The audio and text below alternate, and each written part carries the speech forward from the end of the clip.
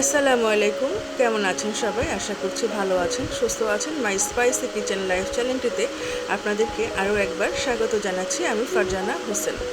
প্রায় সপ্তাহখানেক পরে আবার নতুন একটি ভিডিও নিয়ে আমি আপনাদের সামনে হাজির হয়েছি। আল্লাহর রহমতে আমি ভালোই আছি। কথা বলতে বলতে আমি ডালটা বাগার দিয়ে নিলাম। ওপাশে আমি ভাত চড়িয়েছি, সেটা আপনারা দেখেছেন। যারা আমার ভিডিওটি দেখছেন তারা একটা লাইক করে দেবেন, সম্পূর্ণ ভিডিওটি দেখবেন। যদি ভালো লাগে তবে সাবস্ক্রাইব করে নেবেন, আর ভিডিওটি দেখা শেষ করার পরে সুন্দর একটা কমেন্ট করবেন।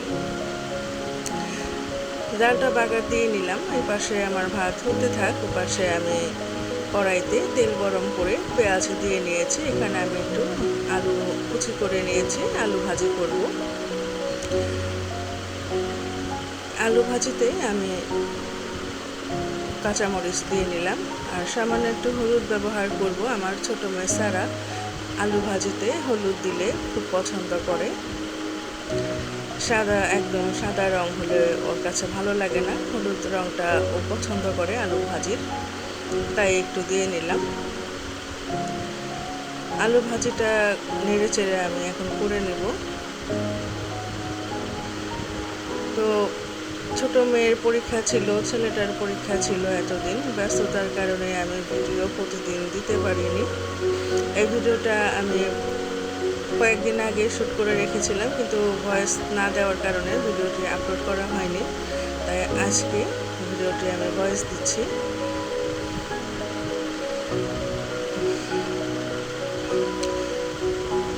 কথা বলতে বলতে আমার আলু ভাজিটা হয়ে গিয়েছে।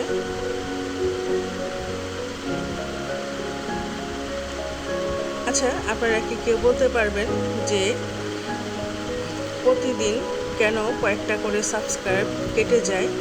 যদি আপনাদের জানা থাকে তবে আমাকে একটু কমেন্ট করে জানাবেন প্লিজ। আলু ভাজিটা আমি তুলে নিচ্ছি।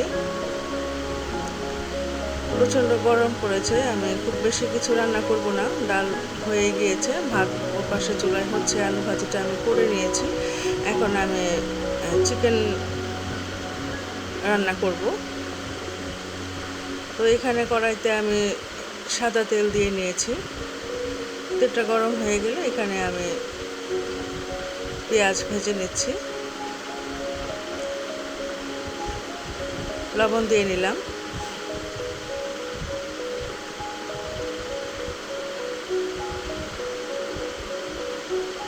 একটু ভালোভাবে নেড়ে চেড়ে নিয়ে মুরগির মাংসগুলো দিয়ে নিচ্ছি। এখানে আমি তেলের সাথে পেঁয়াজের সাথে মুরগির মাংসগুলো খুব ভালো করে একটু ভেজে নেব, তাতে মুরগির টেস্টটা খুব ভালো আসবে। দিয়ে দিলাম একটু আদা। এখন এগুলোকে খুব ভালোভাবে নেড়ে চেড়ে ভেজে নিয়ে এটাকে কষিয়ে নেব বাকি মশলাগুলো দিয়ে। এটাকে আমি ঝোল রাখবো না, মানে একটু চিকেন কষা যেটাকে বলে সেটাই করব।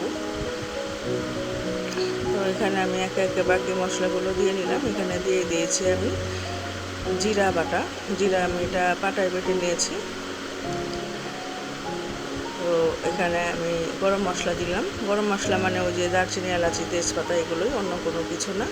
তারপরে আমি একটু ভালোভাবে ভাজা হয়ে গিয়েছে, এখানে একটু গরম পানি ব্যবহার করলাম কষানোর জন্য। হলুদ মরিচের গুঁড়া এখন আমি দিয়ে দিচ্ছি।